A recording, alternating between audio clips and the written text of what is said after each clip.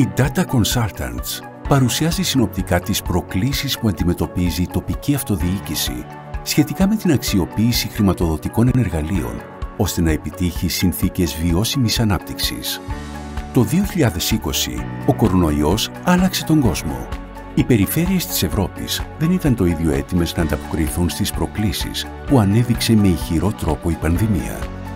Η Data Consultants ανέπτυξε το βαρόμετρο περιφερειακής ευαισθησίας εν μέσω πανδημίας, για το οποίο συνδυάστηκαν ποιοτικοί και ποσοτικοί δείκτες που συγκρίθηκαν σε ευρωπαϊκό επίπεδο.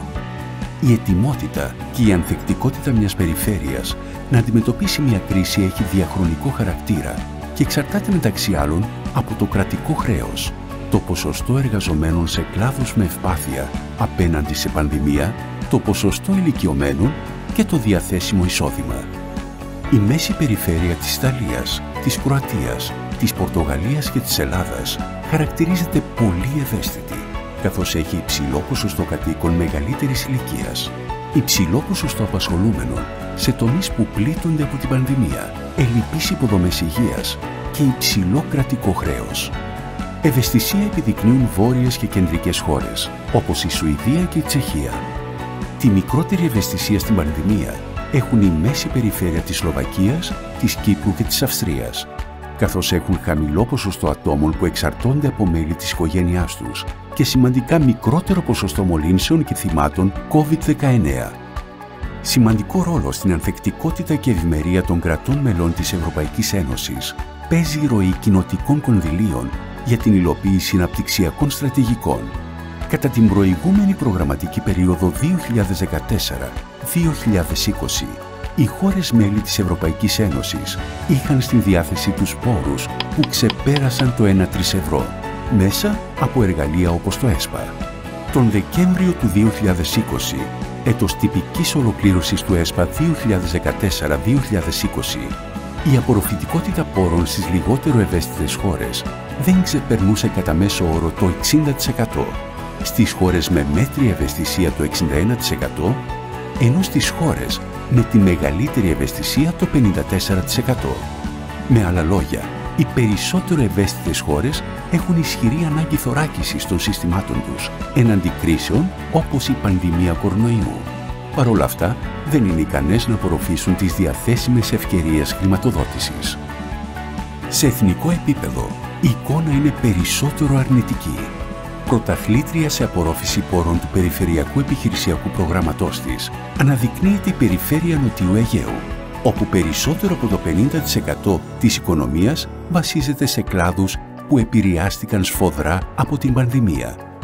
Την ευκαιρία του ΕΣΠΑ δείχνουν να μην εκμεταλλεύονται αποτελεσματικά οι επίσης ευαίσθητες στις συνέπειες της πανδημίας περιφέρειες Δυτικής Μακεδονίας και Θεσσαλίας. Στη νέα προγραμματική περίοδο 2021-2027 ακολουθείται μια νέα φιλοσοφία. Τα διαρθρωτικά ταμεία ενώνουν τις δυνάμεις τους και περισσότερα από 1 τρισευρώ θα είναι διαθέσιμα για την επίτευξη 5 βασικών στόχων.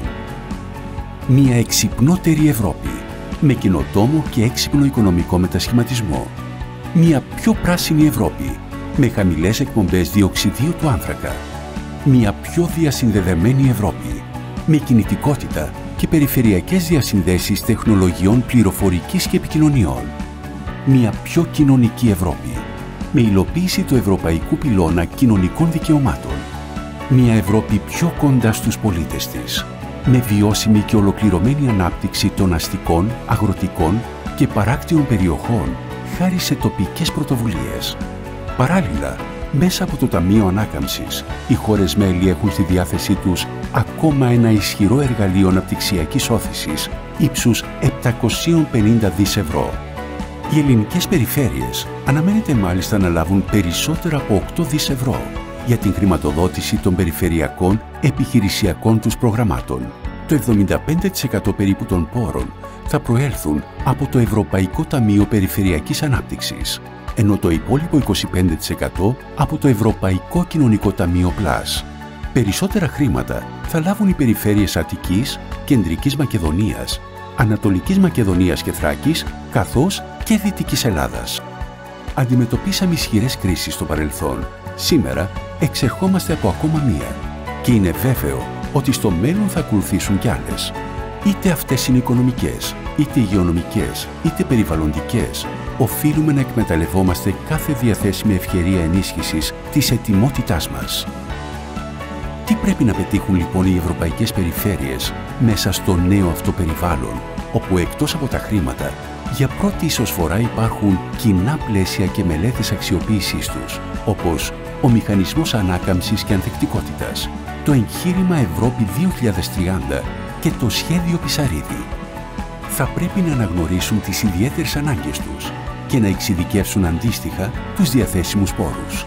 Επίσης, να γεφυρώσουν ή να αναδείξουν ενδογενείς διαφορές με στόχο την αναπτυξιακή όθηση του παραγωγικού τους μοντέλου. Να αποφύγουν ακόμη την επικάλυψη χρηματοδοτήσεων για όμοια έργα, να εστιάσουν στην επίτευξη των στόχων βιώσιμης ανάπτυξης και να γίνουν πιο ανθεκτικές, υιοθετώντας μηχανισμούς πρόληψης και έγκυρης απόκρισης σε κρίσεις.